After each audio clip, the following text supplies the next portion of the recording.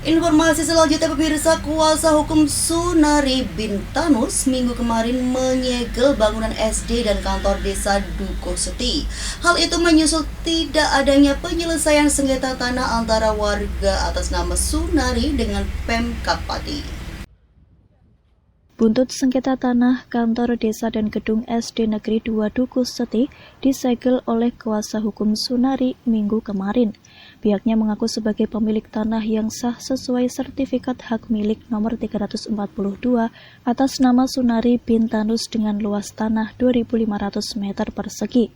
Pintu gerbang sekolah dan kantor desa tersebut dipagari bambu dan ditempeli tulisan yang memberitahukan larangan segala bentuk aktivitas di dua bangunan tersebut. Muhammad Saiful Rizal, kuasa hukum Sunari menjelaskan, aksi penyegelan akses masuk ke dua gedung tersebut merupakan langkah hukum yang konkret setelah 2 kali melayangkan surat somasi namun tidak pernah ada tanggapan dari pemerintah. Penyegelan yang saya lakukan dengan bersama tim sekarang ini karena bentuk dari langkah hukum yang konkret, karena atas permintaan dari kepala sekolah dan juga kepala desa sendiri. Karena kita sudah memberikan surat peringatan somasi baik 1 dan 2 yang tidak ada jawaban yang pasti, maka kita sebagai kuasa hukum dari klien kami ingin memberikan kepastian hukum yang mana harus konkret dan jelas berdasarkan surat SHM yang kita miliki, maka benar ini adalah tanah milik klien kami. Oleh karena itu kita akan mengambil hak kami secara fakta seperti ini, Mas. Sementara itu, Camat Dukuh Seti Agus Sunarko mengungkapkan pihaknya menghormati langkah yang ditempuh kuasa hukum. Meskipun disegel, pihaknya memastikan aktivitas pelayanan tetap dilakukan, yaitu melalui kerja dari rumah. Sedangkan untuk anak-anak sekolah dipastikan tetap mengikuti kegiatan belajar mengajar dengan menumpang ke sekolah terdekat. Camat juga meminta agar pemerintah desa melakukan upaya gugatan jika meyakini tanah itu miliknya.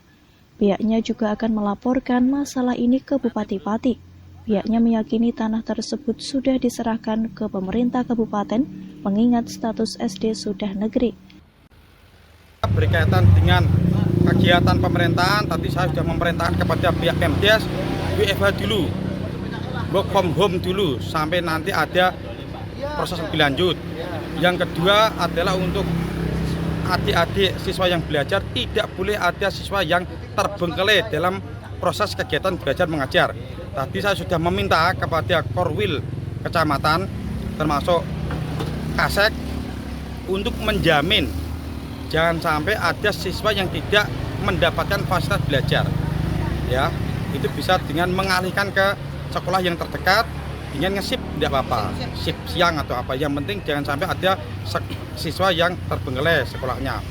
Kemudian yang ketiga, saya selaku camat, karena kita ingin semua berkepastian hukum, saya meminta untuk pihak Pemdes untuk melakukan gugatan kalau memang itu diyakini tanahnya desa.